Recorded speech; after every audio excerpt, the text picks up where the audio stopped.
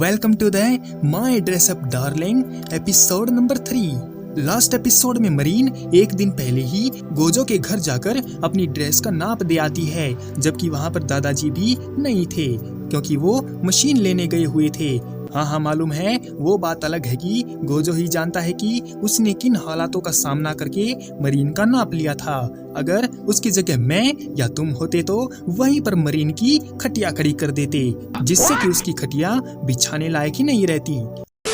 Gojo एक सपना देख रहा है जिसमें मरीन की ड्रेस बनकर तैयार हो गई है और वो उसे पहनकर गोजो की तरफ अश्लील इशारे करके उसके दिल को चाकुओं से काट रही थी।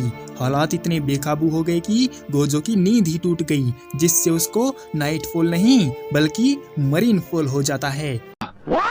कोई बात नहीं गोजो, इस उम्र में अक्सर ऐसा होता है। क्या मतलब कि ये सब गंदी बात है? अरे यार, इस उम्र में ऐसे सपने नहीं देखेगा तो क्या बुढ़ापे में देखेगा। रेडी होकर गोजो स्कूल में चला जाता है और रात को हुई गड़बड़ से परेशान होता है। तभी उसे सामने से मरीन आती दिखती है जो सभी स्टूडेंट्स को अट्रैक्ट कर रही थी। गोजो को यकीन नहीं होता कि स्कूल की हॉट पॉपुलर लड़की परसों उसके सामने बिना कपड़ों के खड़ी थी। मरीन गोजो को देख लेती है और अपनी दोस्तों के साथ उसके पास आ जाती है। अकेला रहने वाला गोजो इतनी लड़कियों को अपने आसपास देखकर नर्वस हो जाता है और बातें फैलने लगती हैं कि उसने मरीन जैसी चिकनी बला को फंसा लिया है। इन सब बातों से गोजो परेशान हो जाता है और फैसला करता है कि वो मरीन से सबके सामने नहीं मिलेगा बल्कि चोरों की तरह अपने घर पर बुलाकर मिलेगा। इसलिए वो मरीन से दूर दूर रहने लगता है।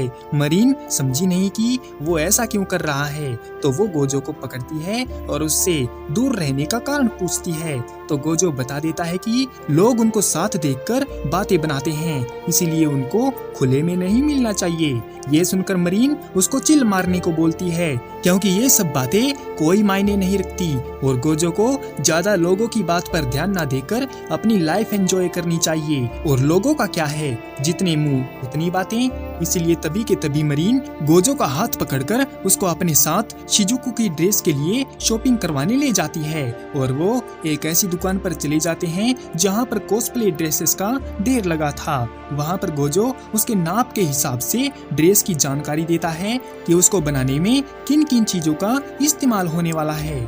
मरीन को हैरानी होती है कि गोजो ने प्रोफेशनल ना होते हुए भी उसकी ड्रेस के लिए काफी बढ़िया डिटेलिंग की है। इसके बाद मरीन ड्रेस की कॉलर बनाने के लिए कपड़ा देखने जाती है और बेकार सा कपड़ा पसंद करती है। तो गोजो उसको समझाता है कि स्लिपरी गर्ल्स की शिजुको एक अमीर घराने की लड़की है, इसीलिए उसकी ड्रेस में अमीरी झलकनी चाहिए। लेकिन दिक्कत ये है कि जिस कपड़े को वो खरीदना चाहते हैं वो काफी महंगा है। तो मरीन अपनी सेविंग्स देते हुए गोजो को बढ़िया से बढ़िया माल खरीद लेने को बोलती है क्योंकि वो नहीं चाहती कि किसी भी कमी की वजह से उसकी ड्रेस बिगड़ जाए। गोजो उसकी सेविंग लेकर एक से एक उम्दा चीज खरीद लेता है और वो दोनों ड्रेस के लिए विग यानी नकली बाल लेने चले जाते हैं, जहाँ पर विग का एक से बढ़कर एक ब्यूटीफुल वेरिएंट था। मरीन की पसंद ब्लैक विग थी, मगर गोजो के अकॉर्डिंग शिजुको तान के बाल पर्पल यानी बैंगनी रंग में हैं, इसीलिए उनको पर्पल विग चाहिए होगी।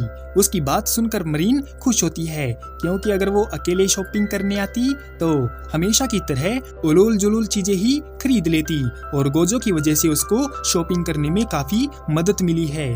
और फिर मरीन उसको बिकनी स्टोर पर ले जाती है जहाँ पर कई तरह की बिकनियां बेची जाती हैं और उस जगह पर गोजो की हालत खराब होने लगती है क्योंकि उसके आसपास बहुत सारे पटाखे घूम रहे थे। पर तभी मरीन एक बिकनी ट्राई करके गोजो को पूछती है कि वो कैसी लग रही है और उसकी इन सब हरकतों से गोजो के गोटे मुंह में आ जाते हैं और वो मरीन को अपनी दुकान बंद कर लेने को कहता है। फिर वो रेस्टोरेंट में रेमन खाकर घर जाने लगते हैं और गेम के एक सीन की बात करते हैं कि कैसे उसका मेन कैरेक्टर शिजुको तान को बजा रहा था। उनकी बात सुनकर वहाँ खड़े लोग हैरान हो जाते हैं कि आजकल के स्कूल के बच्चों ने तो अपनी शर्म बेच खाई है। रास्ते में मरीन बताती है कि ड्रेस बन जाने पर वो स्पेशल इफेक्ट के साथ फोटो शूट करवाएगी। हालांकि इस कॉस्प्ले के स्पेशल इवेंट भी होते हैं जहां पर बड़े बड़े कैमरामैन फोटो खींचने आते हैं। फिर वो गोजो को एक कॉस्प्लेयर की फोटो दिखाती है जिसने लाजवाब फोटो शूट करवाया था। फिर मरीन एक जुजू नाम की लड़की का फोटोशूट दिखाती है जो उसे काफी पसंद है और वो एनिमे कैरेक्टर्स का कॉस्प्ले करती रहती है। हालांकि वो थोड़ी यंग है और उसके बारे में ज्यादा कोई इन्फॉर्मेशन नहीं है। इसके बाद मरीन गोजो को कुछ और भी फोटो दिखाती है जिसमें लड़कियों ने लड़कों के कॉस्प्ले को किया था, मगर गोजो उन्हें चुपचाप देखता रहा। तो मरीन ने पूछा कि क्या वो लड़कियां देखने में सुंदर नहीं हैं? तो गोजो उसको अपने बचपन की एक बात बताता है कि जब से उसने अपने दादाजी की दुकान में हिना डॉल को देखा है तब से लेकर आज तक उसका ब्यूटी को लेकर देखने का नजरिया बदला हुआ है। गोजो बस उन्हीं को सुंदर बोलेगा जो उसके दिल को छू जाएंगी, जैसे कि हिना डॉल ने किया था, क्योंकि उनका जादू गोजो पर ऐसा चला कि आज तक वो उनका दीवाना बना बैठा है। जिस पर मरीन गोजो को कुछ नहीं कहती और उसकी बातों से सहमत होती है, क्योंकि सबका नजरिया अपने अपने हिसाब से अलग होता है और किसी के दबाव में आकर किसी को भी अपनी पसंद या नापसंद के साथ समझौता नहीं करना चाहिए। रास्ते में मरीन को मीट रोल का स्टॉल दिखता है तो वो उस पर टूट पड़ती है। गोजो हैरान है कि मरीन कितनी भुक्कड़ है, क्योंकि अभी तो उसने ठूस ठूस के रेमन खाया था और अभी भी उसके पेट में इतनी कसर बाकी है। मरीन खुश है कि उसको गोजो का साथ मिला, क्योंकि आज तक उसने जितने भी लोगों को स्लीपरी गेम खेलने को बोला था तो वो ऊपर ऊपर से बोल देते थे कि गेम तो बढ़िया है, लेकिन गोजो एक ऐसा लड़का है जिसने ना सिर्फ वो गेम खेला बल्कि उसकी मदद करने के लिए उसको अच्छे से समझा भी, और आज वो भी शिजुको को उतना ही जानता है जितना कि खुद मरीन जानती है। इसके लिए मरीन गोजो को शुक्रिया बोलती है और उसको भी मीट रोल खाने को ऑफर करती है, लेकिन गोजो ऐसा नहीं करेगा क्योंकि वो एक शरीफ बच्चा है और ऐसा करने से उसका मरीन के साथ इनडायरेक्टली किस हो जाएगा और गोजो ऐसा कभी नहीं चाहता। फिर मरीन इवेंट का शेड्यूल देखती है और बताती है कि गोजो के पास 2 हफ्ते बचे हैं ड्रेस को कंप्लीट करने में, और इतना बोलकर मरीन वहां से भाग जाती है क्योंकि उसकी ट्रेन मिस होने वाली थी। इसी के साथ the end of my dress up darling episode number 3। मिलते हैं किसी और वीडियो में, तब तक के लिए सायोनारा।